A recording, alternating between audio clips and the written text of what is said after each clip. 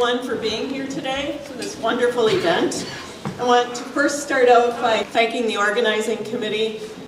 They saw a need and they actually took action. So many of us see a need and don't react, but they actually did. So the organizing committee is Carol Kais, Father Earl Sias, Jeannie Carfora, Kathleen Holcomb, Kay Dupree, Nancy Stabb, Neil Dupree, and Tess Wynn. Let's please give them a round of applause.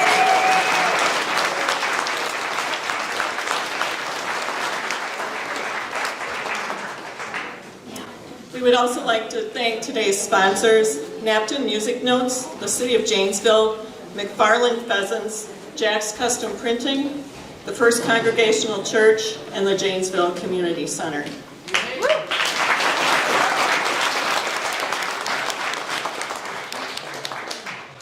My name is Nancy Sontag. I am obviously the MC for today's event. And just to share a personal note, Tess contacted me and asked me if I would do this event and serve as the MC, and I didn't hesitate to say yes. Because for our family, this is actually personal, as it is for many others. My husband's nephew actually left his home in the Twin Cities and went to the Ukraine to fight. He joined a unit there, made a 90-day commitment. He is back home safely now. There was a problem with paperwork and their 90 days was up and did not get renewed. One of the things he did, my sister-in-law texted me yesterday and told me that he was home and that one of the greatest needs for refugees is actually money. So if you have the ability to donate, and all of the proceeds from everything sold today also goes over there, they said that Eric had an opportunity to go to Poland and to work with the refugees, but that wasn't really what they needed. What they needed was money to provide for them. So I want to thank everybody for being here and for the committee, and hopefully we can raise some funds to help.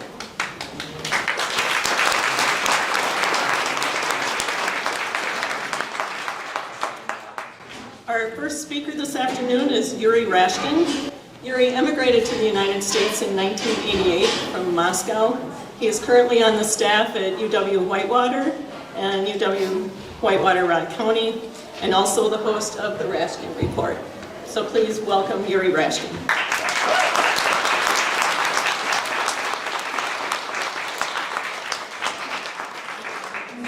Thank you. Thank you very much. I don't know that I've ever seen this place quite this full before. I've been here a few times.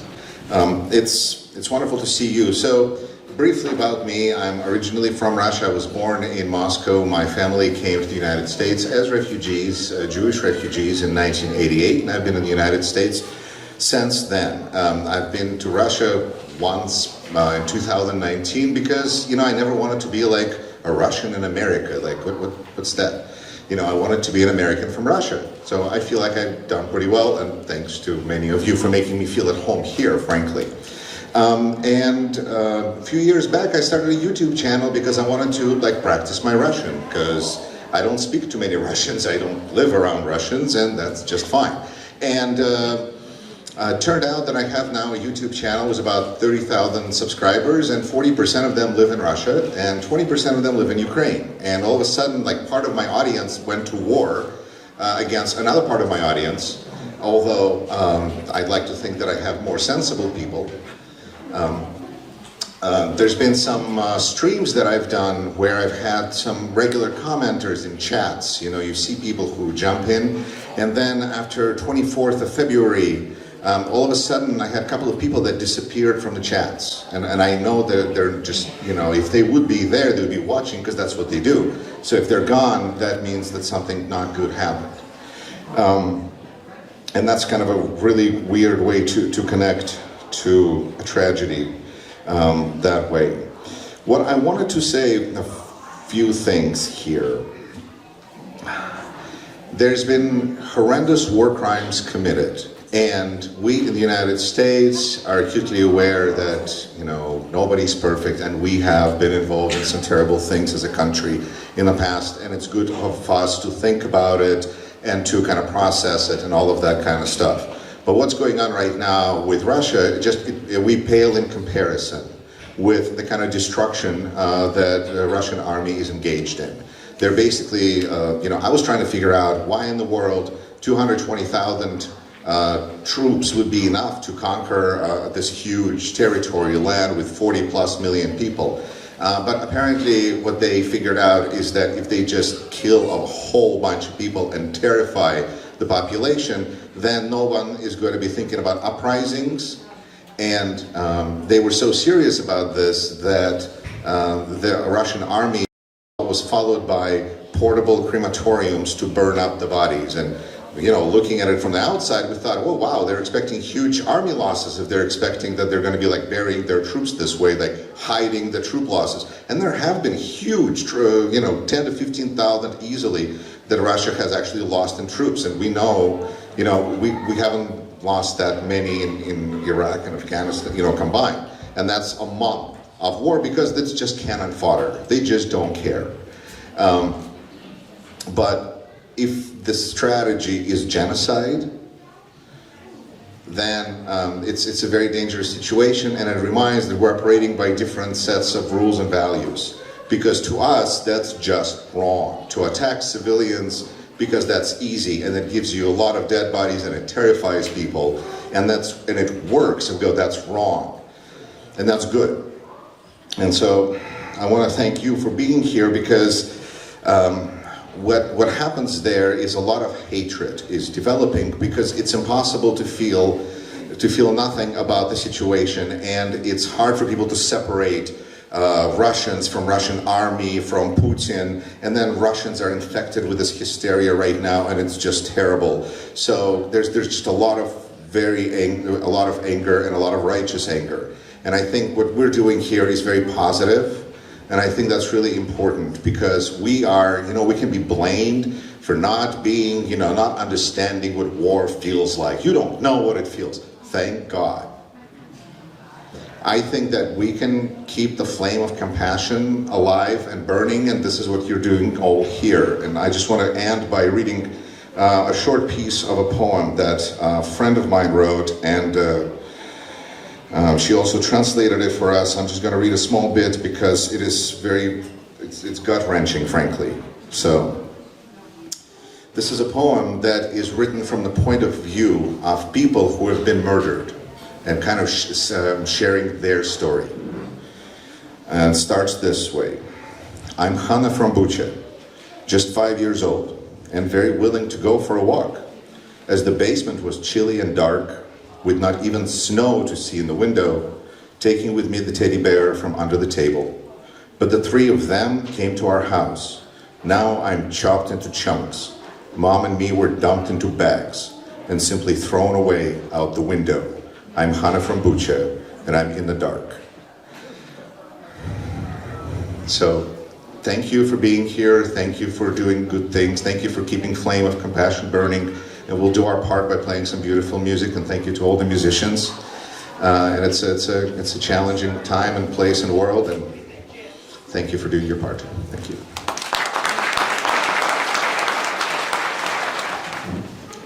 Thank you, Yuri. The first music that will be shared with you this afternoon is by Tess Wynn, Claire Olson, and Yuri Rashkin. Yuri is showing us his talents on the keyboard.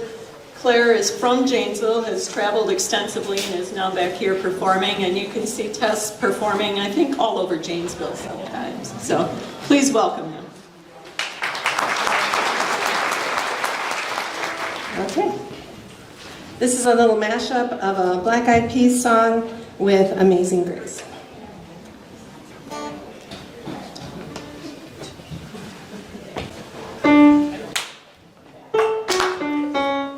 Clap your hands, please. Let's clap for the people of Ukraine. Keep it going.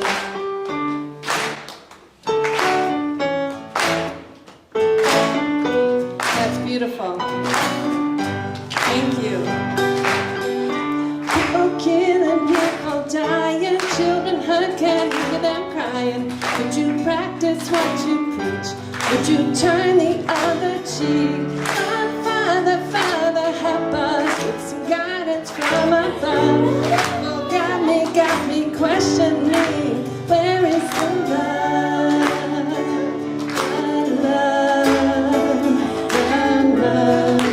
Where is the love? Amazing grace, how sweet the sound that saved a wretch like me. I once was lost, but now I'm found. Was blind, but now I see. People killing, people dying, children hurt, can you hear them crying? Did you practice what you preach? Did you turn the other cheek? Father, Father, help us with some guidance from above. People got me questioning, where is the love? The love. Where is the love? Through many dangers, toils and snares, we have already come. 'Twas grace that brought us safe thus far, and grace will lead us home. People killing, people dying, children hurt, can you hear them crying? Did you practice what you preach? Or did you turn the other cheek? Father, Father, Father, help us with some guidance from above. People got me questioning, where is the love? The love. Where is the love? The love.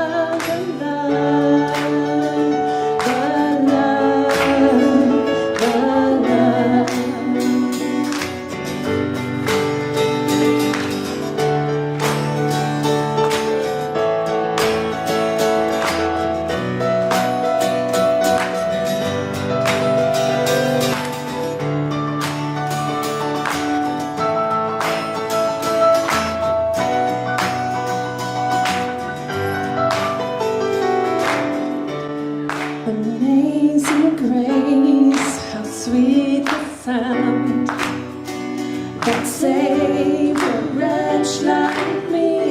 I once was lost, but now I'm found.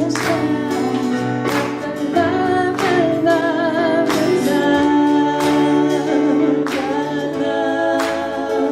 the love. Sing with us. Ready? Love, love, love.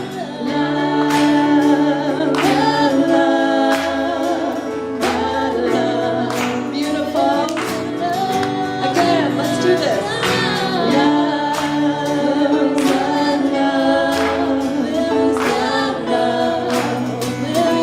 One more time, everybody.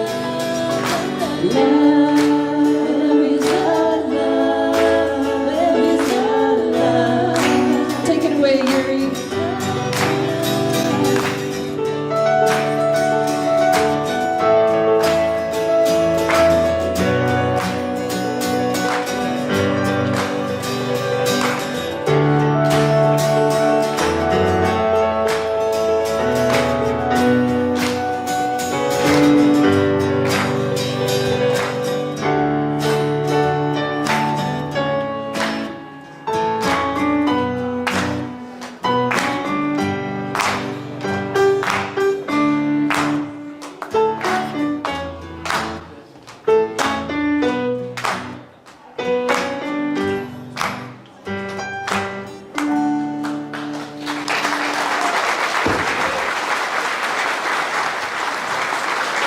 Thank you.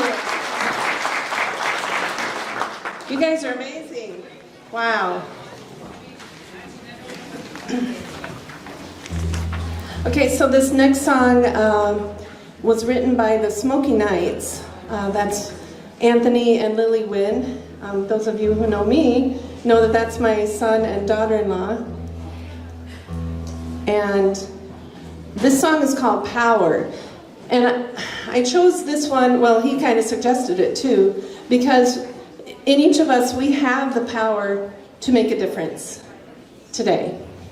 And we have the power to overcome hardships, most of our hardships in our lives, but the people of Ukraine don't really have that. But here today, we have the power to make a difference. So this song is quite appropriate.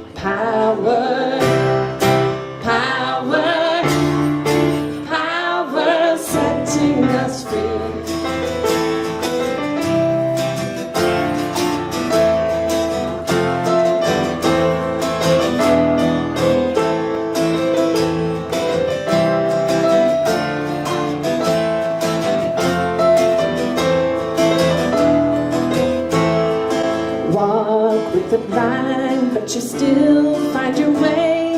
You may be down, but you're not ashamed. Will you fall or will you rise? Stand at the peak and you'll feel alive. Hey, hey, lift me up or tear me down. I've got all the power now. Me up or tear me down. I've got all the power now. Power, power, power inside of me. Power, power, power setting us free.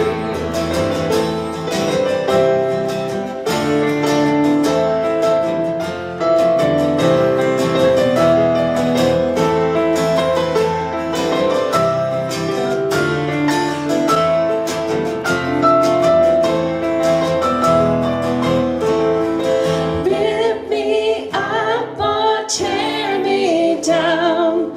I've got all the power now. Lift me up or tear me down. I've got all the power now. Power, power, power inside of me. Power, power, power setting us free.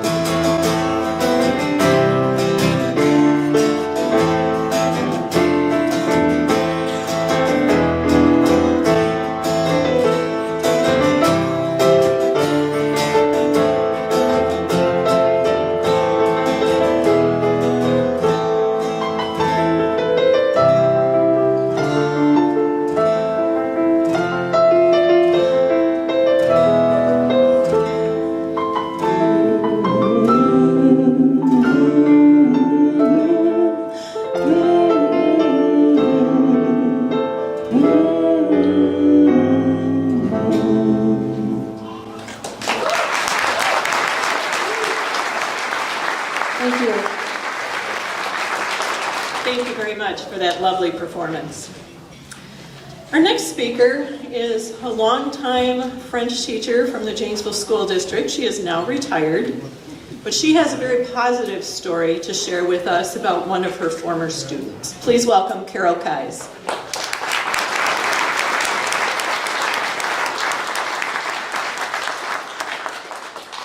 Good afternoon. Thank you all for coming here to support Ukrainian refugees. Your compassion matters. Oksana Kovalova was a Ukrainian exchange student in my French 1 class at Craig High School in Janesville.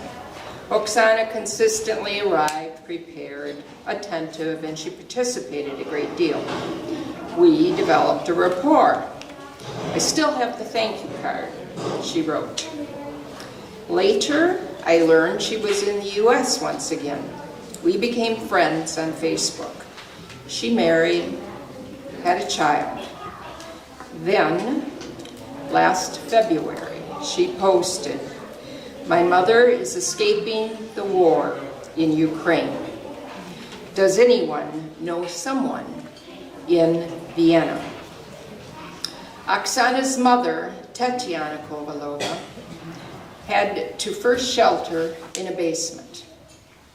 The next day, she boarded an evacuation train while bombs and shelling were occurring. Many women traveled with 2 to 3 children. The children did not cry or throw tantrums. They instead remained stoic. People aboard shared food, helped one another. Compassion matters. This train made a stop in Kyiv, the capital, where the train pulled under a bridge to avoid more bombs and bullets. It took 24 hours to make it near the Slovakian border. While on the train, Tetiana became ill. Medical students who had boarded the train assisted her, gave her meds, and told her what to do. Compassion matters. As it happened, a friend of a friend met Tetiana Kovalova in the airport in Vienna, took her to her hotel room, then later took her to the airport for the flight out of Vienna. Compassion matters. Imagine what was going through Tetiana Kovalova's mind on that flight. She left her home in Kharkiv, which is in eastern Ukraine, where she had a small business selling candy and cookies. She left behind her son, who was studying to be a plastic surgeon, her 2 brothers and family, and a sister and family. They all refused to leave. She left everything amidst attack. Her only choice, to flee in order to live. And I excluded, she left a friend of 45 years. For Oksana and her mother, this story has a happy ending.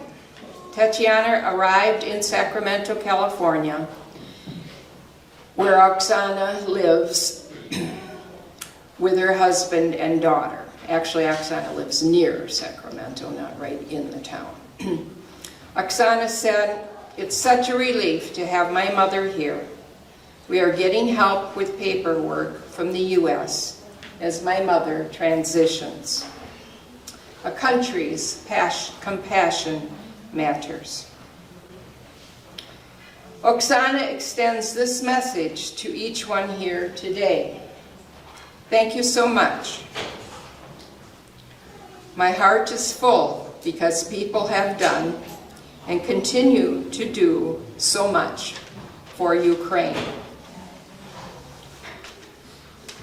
Should you wish to see an interview of Oksana Hill and her mother, Tetiana Kovalova, go to abc10.com to find a full interview.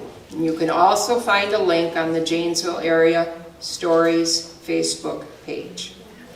Thank you for supporting Ukrainian refugees. Your compassion matters.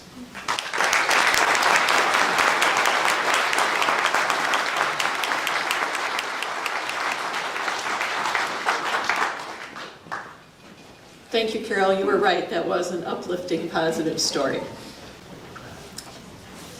To date, more than half of all Ukraine children have been displaced since the February 24th invasion. We have information over on the tables from 4 different organizations that are supporting efforts in the Ukraine. UNICEF, Church World Service, the International Red Cross, and the Office of the United States High Commissioner for Refugees. These are all helping and on the ground in various ways in the Ukraine, and I'm sure they could use some monetary support. Our next musical performance is by Mitch Kopnick, Jacob Kopnick, right? And Yuri, are you playing this one too? Okay, Yuri Rash, please welcome.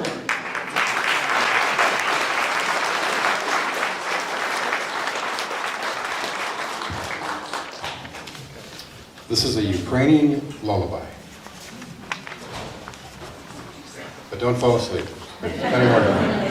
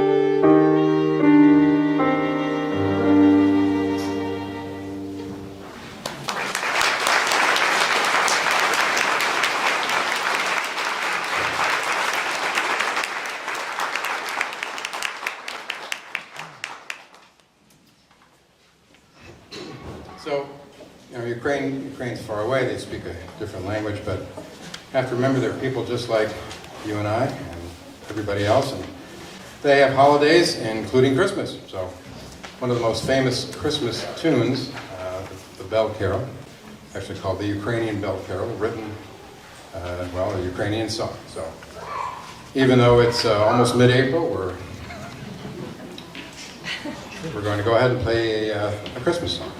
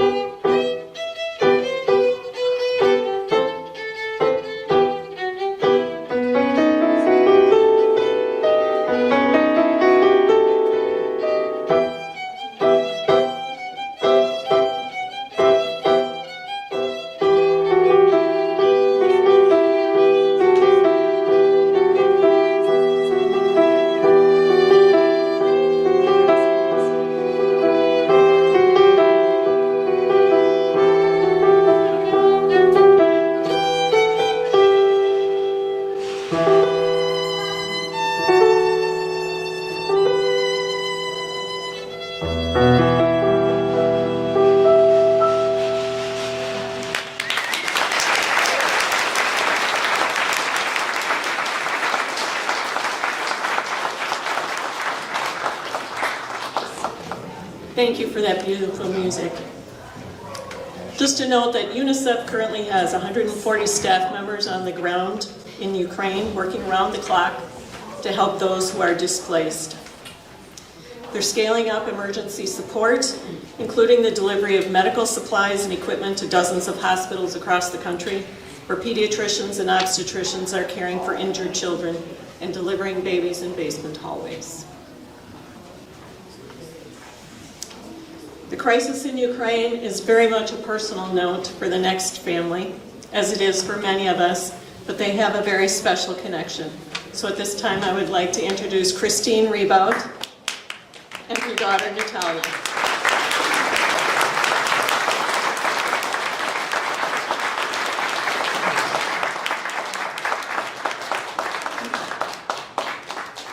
Dobry Dane, which is good day in Ukrainian. We learned just a little while we were there. The other things I know include where is the restroom, so I won't share all of that with you. Our story is very personal and very emotional, and we don't have formal remarks, but just wanted to share a little bit about our time in Ukraine. We are a family built through adoption, and in 2005 we traveled to Ukraine to adopt Natalia, or as she was named there, and Doug is better at this than I am, but Maria Alexiemka Servanatne was her given name. Natalia was born in 2003 in Donetsk, Ukraine. At the time, it was a beautiful city, beautiful community, and for us, it was just a chance to learn about the culture of the child that we were adopting and integrate that into our family. Our decision for adoption was, again, a very personal one, and that is a whole nother story, but it was easy to choose Eastern Europe. My father immigrated from Pomerania when he was a teenager, so that was something we really wanted to do, was bring someone from Eastern Europe into the family. And when we met Ukraine, when we met Natalia in Ukraine, it was also an easy decision to bring her into our family. When you do the international adoption process there, you don't know what child you're adopting. You travel to the country and you trust. And that was the thing we really discovered about the people who live there. And this is why this is so emotional, is because we met so many people who gave of themselves for us. We stayed with a host family. We stayed with Tasha and Sasha in their apartment. They prepared food for us, shared recipes with us, took care of us. We also had wonderful help from our translator, Natasha, who I said I wanted to hire and bring back to work for me because she was amazing. She got things done. She knew how to, with compassion, motivate things to get done through the Ukrainian government, which wasn't easy at the time. And she just cared for us and got us where we needed to be. We also had amazing support in our drivers, Volta, and I forget the name of our other driver. Mishka was our other driver. So we truly had people supporting us every step of the way and helping us.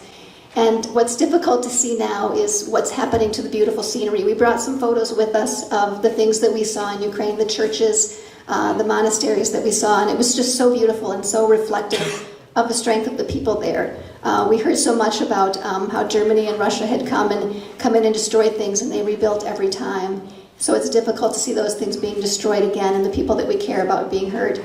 And for Natalia, it's also incredibly difficult because she knows she has a birth family that still lives there. And that is why every time that we hear things, it's emotional and really difficult for her. But we know that they are safe and they have found a way to be safe. And we truly appreciate everybody coming here and sharing of your time and your funds and your support, because you may think you don't know anyone, you don't have a connection, but you do know. Natalia has dual citizenship. She's a Ukrainian citizen, and she truly supports all of you being here and helping. We're happy to talk more about our experiences afterwards, but we're going to let the beautiful music continue.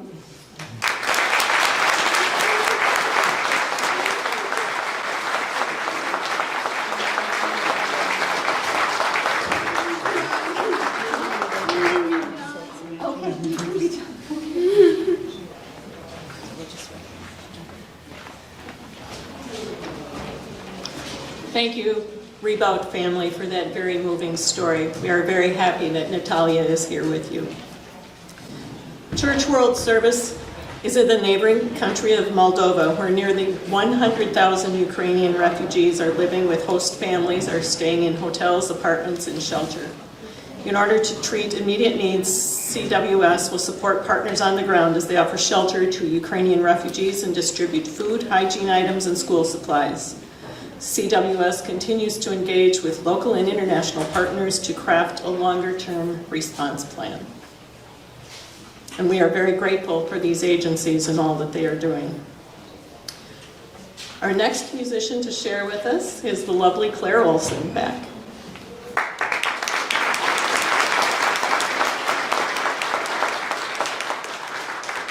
Thank you so much. I'm honored to be here today, and I feel like in a way it's so amazing to see how Ukraine is not a country that we talked about a lot before this, but we all have a connection in some way, even if it's not a direct family member. We know someone who knows someone, and it just shows how small this world really is. I took the time to sing in a band in Ecuador while I was living down there, and met a very good friend named Luciana Hackman, and she's from Ukraine, and her family is currently partially in Ukraine, and she has fled to Madrid, and she's doing a lot of activism on her social media as well as a singer. So I told her I would sing these songs in honor of her and her family today.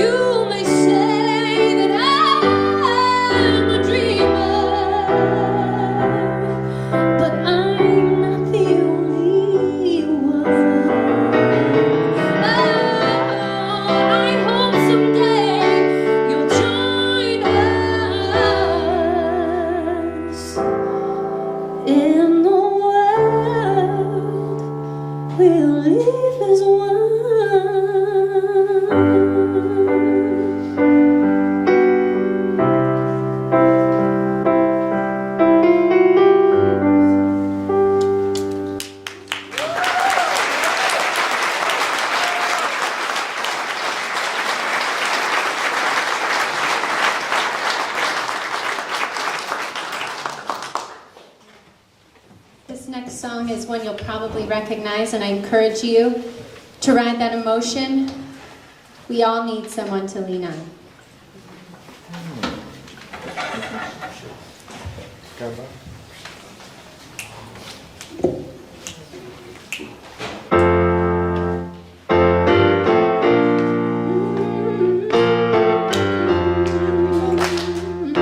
You know you want to clap.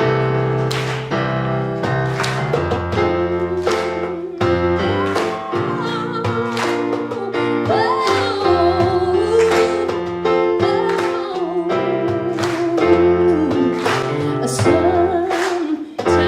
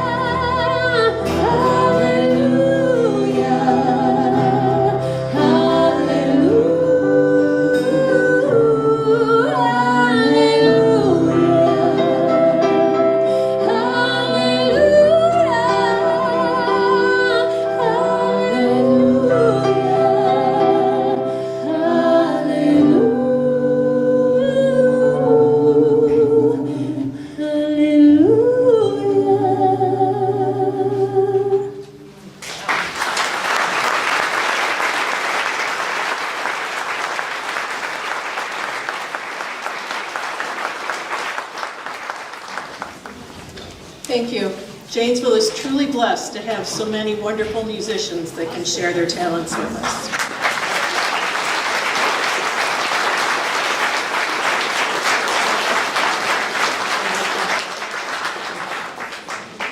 I think their music gives us a message of hope, and one that reminds me of 2020 at the beginning, when you would hear various musicians playing outside for people just to remind them that there truly was hope. The International Red Cross has been working in Ukraine since 2014. Since the escalation of the conflict, they have delivered over 500 pounds of food, medical supplies, and other relief items to the people. The next speaker is here to share, I believe it's a kind of a personal story about the plight of a refugee. And I think her story will be a little different than what I know of refugees. When I was a sophomore in college, my college roommate, her name was Nini. We called her that because nobody could pronounce her first name. She was a refugee from Vietnam. Her family was fortunate enough to flee in 1974, right before Saigon fell. And so here to share a personal story about the plight of a refugee is Tess Lynn.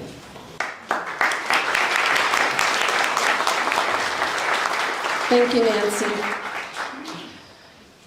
Thank you all for being here. Janesville impresses me over and over again, so I just do want to say that. I want to say thank you to all of you here. This place is packed, and I'm just overwhelmed with emotion because it's beautiful.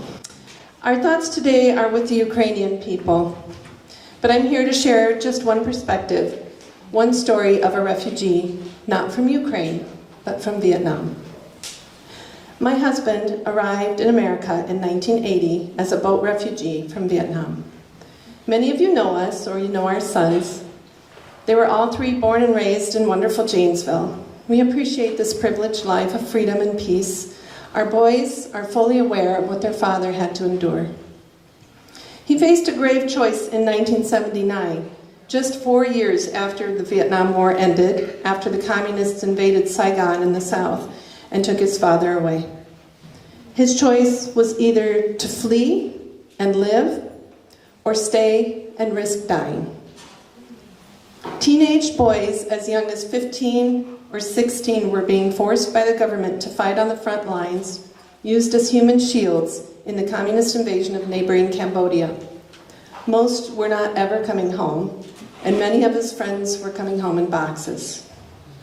His mother and aunt worried for his life and bribed away the authorities, who had come for him a few times. They knew it wouldn't last, so they found him an opportunity to get out. He didn't want to leave his country, but he had no choice.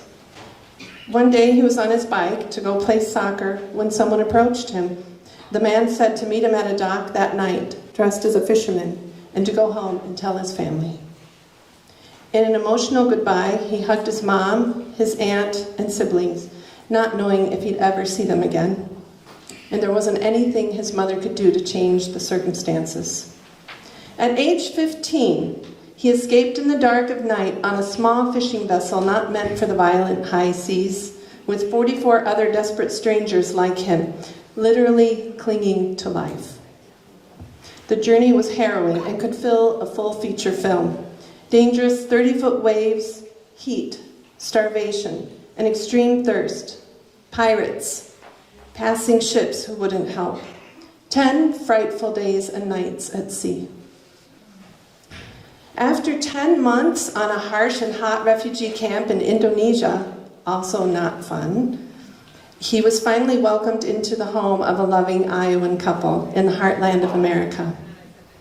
Thankfully, his mother and siblings were able to get out a couple of years later, traveling a similar route. Life had to start over from scratch in a strange country with a new language and a very different culture. But like so many of our immigrant ancestors, he finally found freedom and peace, and he was willing to adapt. He was and still is so grateful to those who opened their homes and their hearts to refugees like him. Somehow we don't learn from history that aggression and violence solve nothing, that hatred and war only lead to more problems than there were to begin with.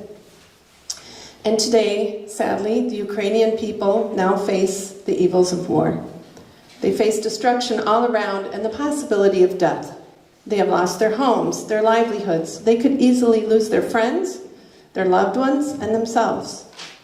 They have lost what was once a peaceful existence. They face a choice: flee and live, or stay and risk dying. They are escaping into neighboring countries with other desperate strangers, clinging to their children's hands and what's left of their lives. I pray that America, as a compassionate nation, does more to help Ukraine.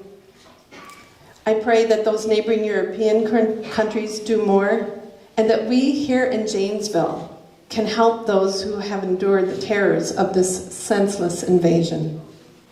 Today, we have that chance. Donation tables are over there, and I do want to let's give an applause to this committee that has put this together. These people. Thank you. Wonderful. For those of us who are privileged, it is really hard to fathom leaving one's home, leaving everything behind to start over with nothing but the shirt on your back. It's so important to continue to focus on the people, on the human stories, rather than the map and the weapons. It's important we don't lose our compassion and watch this like it's simply a video game playing out. So if you can, please donate today. Please pray for peace. Thank you.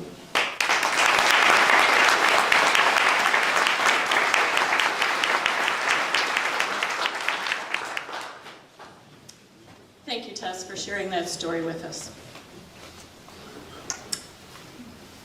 On behalf of the committee, I would like to thank some other people who were very instrumental in today's event. Becky Weber-Johnson, Belisazzi Spa and Salon, Brian Knudsen, I believe he was playing, was he the one playing? The bells that we probably didn't hear in here because we had such a wonderful turnout. But he was playing the bells at First Congregational Church. Donna Dutcher, First Congregational Church Tower Bells, Frank Schultz, the Immigrant Support Network, Jackie Wood, Jamie Swenson, Janet Irvine, JATV Media Services, Kim Hololek, hope I pronounced that right, Linda Belknap, MMPR, Paula DeRubis, S&J Consulting, WCLO, Young Win, and of course our musicians, Claire Olson, Jacob Kopnick, Mitch Kopnick, Yuri Rashkin, and Tess Wynn. Thank you to all of you.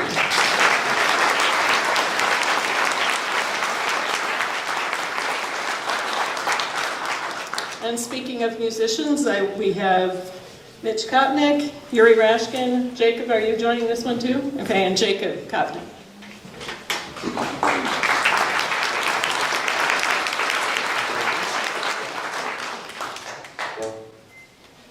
This next one is the Ukrainian national anthem. My grandfather died 2 years before I was born. I was named after him. He is from Odessa, so Poppy, wherever you are, this one's for you.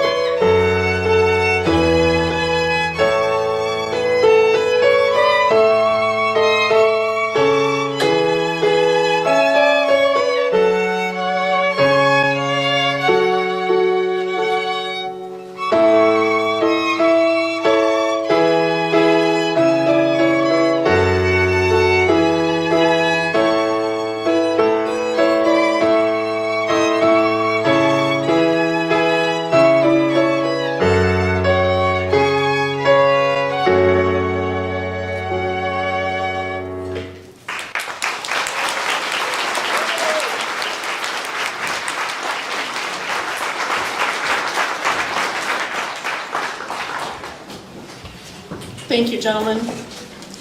We've heard of hope given through music this afternoon, and to share a message of hope with her words is the Reverend Dr. Tanya Sadagopan from First Congregational United Church of Christ.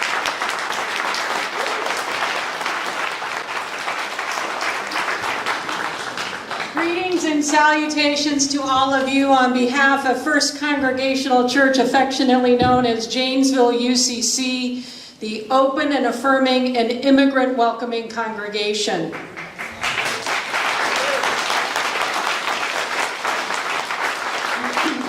I do not represent myself, I represent our congregation, and I can say that we're open and affirming and immigrant welcoming because we spent time studying and learning and declaring that we stand for something important that's universal. And that is a universal acceptance and welcome of all people, regardless of the borders they cross.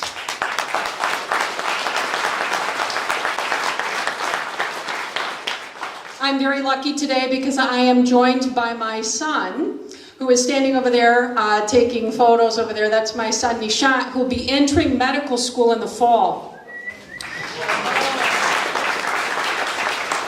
His father is an immigrant. The story of being an immigrant and being immigrant welcoming is very personal to me. When our church was on the verge of voting whether or not to be immigrant welcoming, there were people around this country who were declaring that it was the wrong thing to do. And it suddenly became very personal for me. Not just a church that stands for being welcoming, but a church that stands for welcoming my family. Like many of you who are here, you're here because you want to stand for something more, something greater. The truth is, Ukraine is not the only place in the world that's suffering from a great refugee crisis. We are in the middle of a constant and ongoing immigration and refugee crisis around the globe. It so happens that what's going on in Ukraine represents one very important piece of that crisis, and that is displacement because of war. There's displacement because of poverty. There's displacement because of racism. There's displacement because political leaders do not care to take care of their people. There's displacement because people are pushed out, right? So in the middle of a global immigration crisis, we often think about those points where we cross borders. Many of us have crossed borders even recently, state borders, city borders, even the borders of our own property. I want to tell you about one person who dared to cross a couple of borders. His name is David Martello. David Martello is from Germany, and he's a pianist. Some of you may have heard this story. David Martello was a pianist, and when he heard what was going on in Ukraine, he asked himself, what can I do? I can't fight. I'm not a good fighter. I'm a musician. I'm a pianist. So what he did is he picked up his baby grand and he put it in the back of his truck along with his cat, and he drove from Germany into Poland to one of the major crossing points where the refugees were crossing over out of Ukraine into safety. And he sat there in all kinds of weather and he played his piano. He offered the gift he had to give, which was the gift of music. Now, what's incredible about music, as you also know tonight, is that music is a universal language. And so as those people crossed the border out of some of the most horrendous circumstances that they've ever experienced in their entire life, they were greeted by a universal language, the language of the music of love. And they started to make friends with him, and using whatever languages that they had available, they tried to get him to play songs that were familiar to them, and he worked really hard to try to play those songs even if they were brand new to him. You see, friends, what we learn from David Martello is that there are more than one universal language. There's the universal language of music. There's the universal language of smiles. There's the universal language of love and touch and hugs. There's the universal language of welcome. There's the universal language of aid and support and sharing a meal together. But there's another universal language that's really, really important that my grandfather, who was a farmer in Ohio, knew all too well. He was a chicken farmer, and his chickens laid eggs, and he picked up those eggs and he delivered them across all kinds of borders, across Ohio into Michigan and Indiana. And so those eggs became the universal language of giving of food and selling of food. And then after that, he was done with his chickens and his eggs, he decided to have pigs. And so pigs became a different kind of universal language. Those pigs could create opportunities to feed families for a whole year. I have a friend who once told me, you know the reason why we have money is because pigs are too hard to carry. My grandfather used to trade pigs, you see. You and I don't have pigs, and many of us probably don't have chickens, and we don't have eggs to trade, but what we do have is we have access to money. We may not have a grand piano that we can cross the border over into Poland and give the gift of our music, but we do have our time.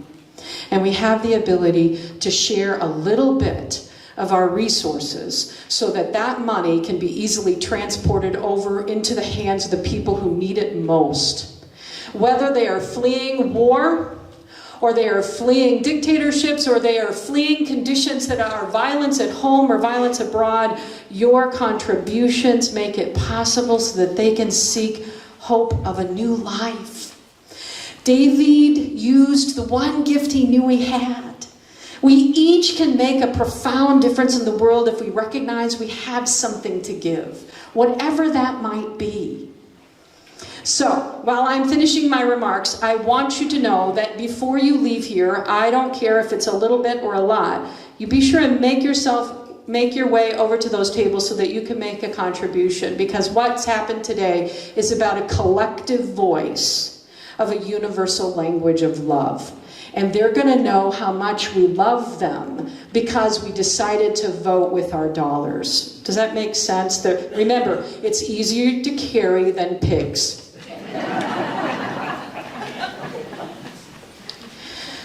So I've been asked to give a moment of silence, and I'm going to give several moments of silence. So what I'd like for you to do is to, when I say a group of people, I want you to say a little prayer, a moment of silence for them. For all the people who are fleeing because it's not safe for them to be at home anymore, we give this moment of silence.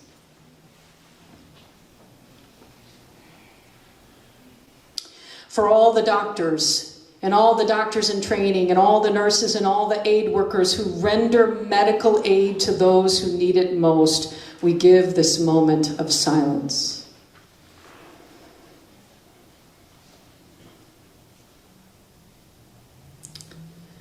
For all the musicians who give their gift of love through music, for all the musicians here tonight around this country, in Ukraine, and all over the world, we give this moment of silence.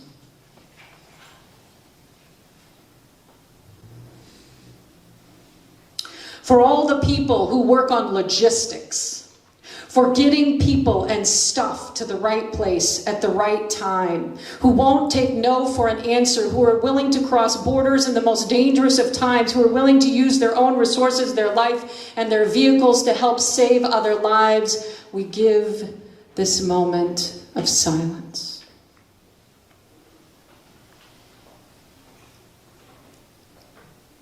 For leaders of countries, for leaders of communities, for leaders of nonprofits, for leaders who dare to speak out even when it's not the popular thing to do, those who speak for peace, we give this moment of silence.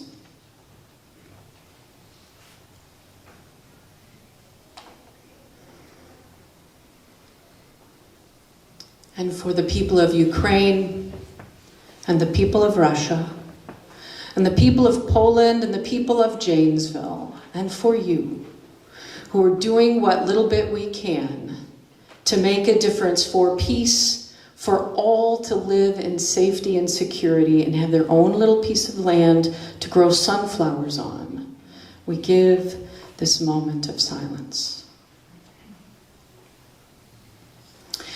And now, being a minister, it would be wrong of me not to share a tiny bit of scripture with you. And so I'm going to take us all the way to the very end. The very end of all of those books of all the Bible, there is something called Revelations. I don't recommend you read the whole thing unless you want to read a lot about war and destruction. But at the end of all this war and destruction and all these nations who are fighting with one another, in the very last chapter, in chapter 22, in verses 1 and 2, it talks about a new heaven and a new earth. And that there's a river that flows through that new heaven and that new earth. And lining that river are these gorgeous, beautiful trees. And in those beautiful trees are 12 fruits that are for the feeding of all the people, and they each bear fruit in their season each month. And it says in the scripture that the leaves of the trees are for the healing of the nations. The leaves that line the river are called, the leaves of those trees, it's called the trees of life. The leaves are for the healing of the nations. And friends, our gathering today is about providing the spiritual space for the healing of the nations. And my prayer is that this will be a spiritual exiting, rippling effect out into the world that will make a difference in all the lives we touch, in all the places we go. That out of this experience, we will become some of those leaves that will be the healers of all the nations, where borders will no longer be feared to cross. Thank you all for coming on this beautiful day.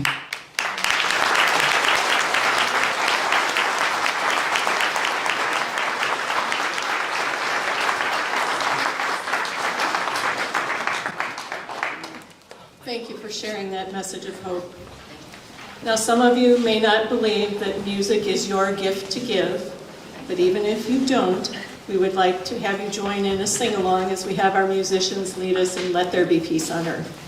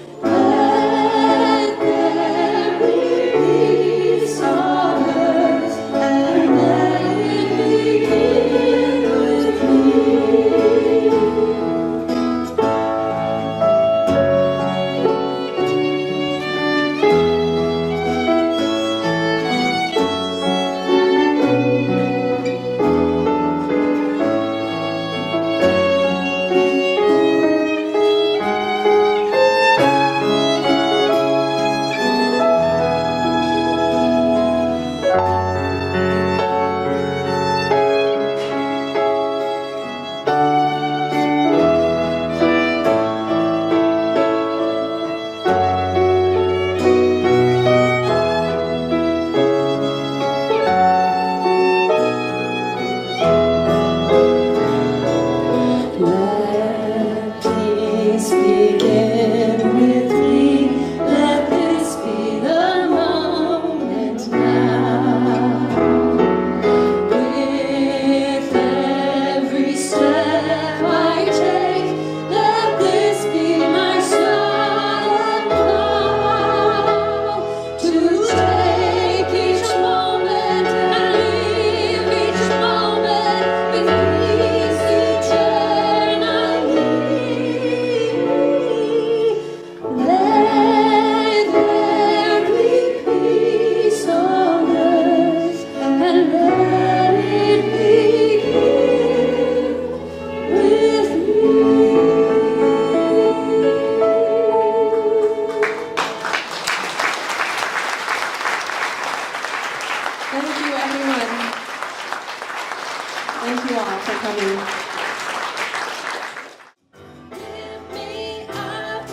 tear me down.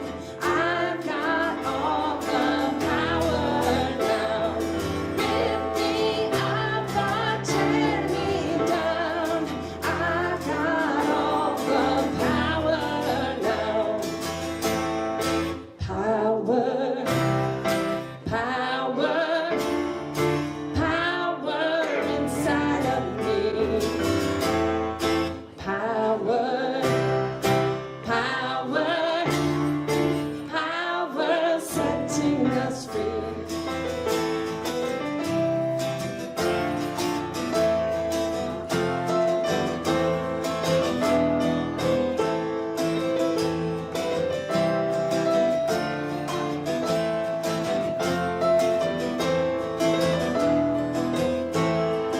Walk with the blind, but you still find your way.